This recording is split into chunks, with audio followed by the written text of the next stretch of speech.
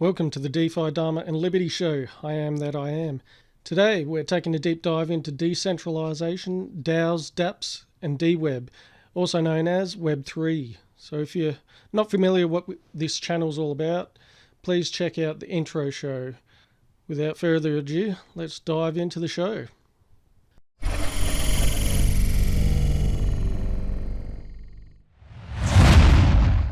Decentralization versus centralization. Blockchain can be a technology that's really for ultimate freedom, or it can be a tool for totalitarian tyranny, which all comes down to decentralization or centralization. So when we look at the legacy financial system banking, we can easily understand how it's one central authority, such as the central bank, who controls the currency, or, in the case of the internet, it's a central server that hosts and controls a specific website. So in blockchain, this can be both. However, centralization really is antithetical and doesn't make sense, as the whole premise is to have data that is distributed among as many users, or what's called nodes in the blockchain world, as possible. The reason being is when the data of the blockchain ledger is validated in a consensus, then it's indisputable. So the ledger or blocks are visible to everyone. However, the parties involved remain anonymous. This is called autonomy, and it maintains individual privacy, obviously. Now, I know that there is now ways to find out identities behind wallets and transactions, yes, which is why privacy coins and protocols were created and why I advocate for them. Some of my favourites, being Monero, Mimblewimble, Epic Cash, Pirate Chain, and Secret Network. I'll no doubt cover those in future episodes, but I digress. Having the data for protocols and transactions decentralized means if one node actually goes down, then there's always many more to keep the blockchain functioning. It means the data cannot be lost, and every node that has information, the node that essentially went down will just catch up and download that new information once it comes back online. Obviously, the opposite is true for a centralized protocol or network, and when the server is down or when the website or network it provides is obviously not operational. So there's no redundancy, and the data could be completely lost forever if it's corrupted. So the transactions on a blockchain are actually immutable, meaning they cannot be changed once they've been completed and placed into the blockchain. The only time this has ever been averted was when the Ethereum chain forked in 2016 after a blockchain company called the DAO was hacked and lost. Lost what was worth at the time 60 million worth of Ethereum, which today would be somewhere in the vicinity of billions. So this event had the community split, but the majority actually voted to create a new chain, or fork the chain, and leave the old one where the hack actually occurred. So this means the block right before the hack was where the two chains forked, and this created a new Ethereum chain, and the old chain became what's known as Ethereum Classic, which is still operational today. So while it is a possibility in this case to revert back, this is a very controversial move that upset a lot of people, as it goes against the fundamentals and the nature of the actual system itself. So I wouldn't expect to see it ever happen again. This is a big reason why we need to actively work to influence the fundamental morality within the community. It's not actually a centralized self-serving system where that same mentality of that legacy financial system is not what works here. We need a new perspective because the literal fundamentals are geared towards everyone becoming financially independent. So there's absolutely no reason to hack, steal, and rug one another just to get ahead faster, because all you're doing is actually ruining the system that we all built and loved. So with blockchain, we can literally be independent workers with no authority, where we actually have our pay streamed into our wallets as the money flows through the economy. For example, say you work in a cafe And as the food and drink is purchased via crypto, that crypto moves into the DAO wallet, if that's the way the company's operating, and the smart contracts. So the smart contracts, they're set up to automatically divide that crypto into the pay of the workers, a percentage that restocks the goods, and a percentage to maintain the physical business, and a percentage to cover any other expenses that may be required. So now, before you go and flood the comments, I know not all work would be paid exactly the same, as skill certainly plays a part. As the members of a DAO, they would vote and set up the smart contracts accordingly. So everything is taken into account, and this is how self-governance works in a decentralized manner, which can be expanded out to community governance, schools even, where parents and teachers self-govern, and so on and so forth. It really is endless.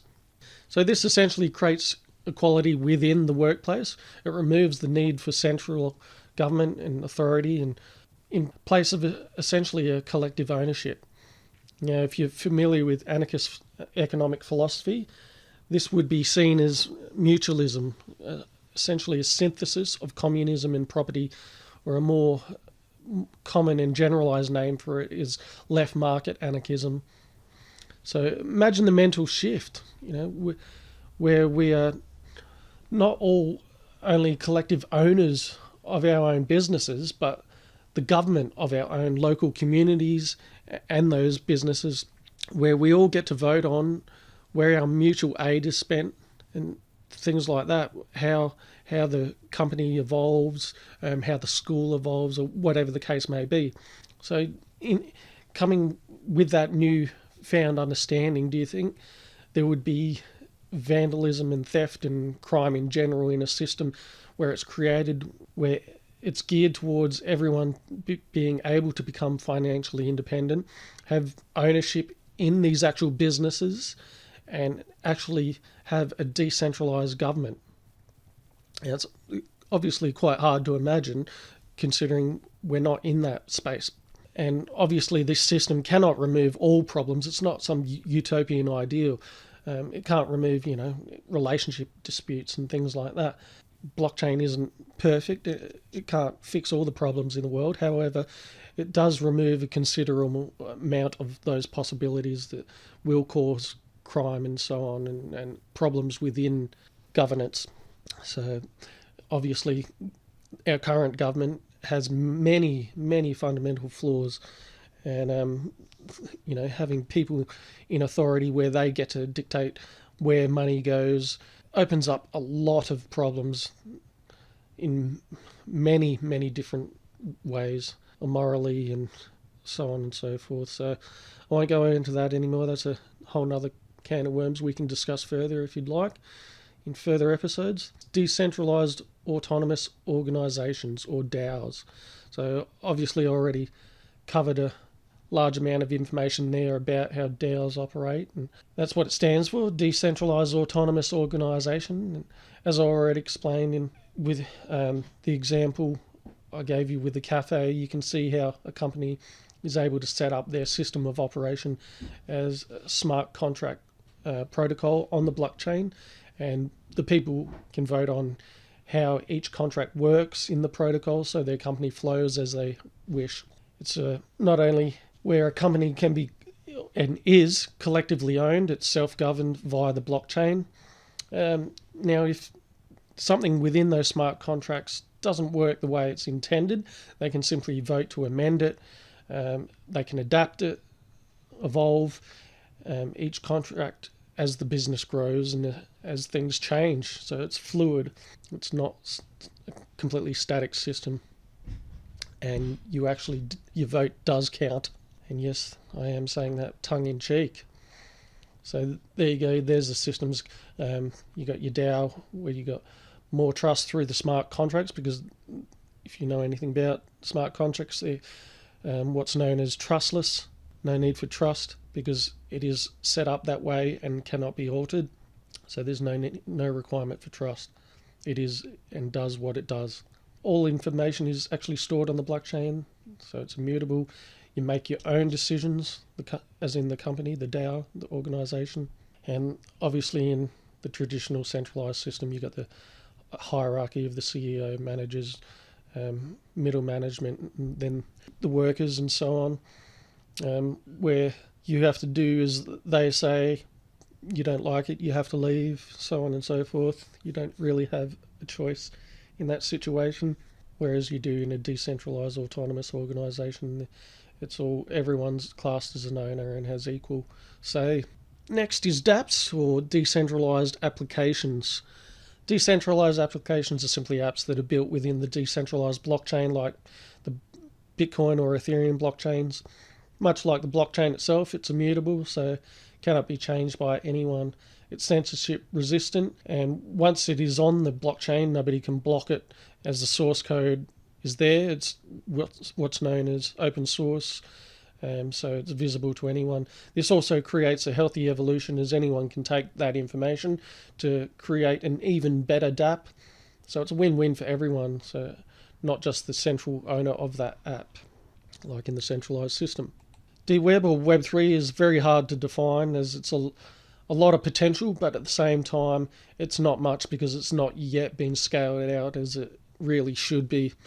So let's apathetically just define it a bit. With Web 1, which was from 91 to 2004, it was essentially just web pages where they weren't interactive, so essentially what you'd call read-only. Then from 04 to now, we have what's called Web 2 or 2.0, where it's evolved exponentially in many ways, but the main one is interactivity. So not only do we get information from the site, but it also gets out information, obviously.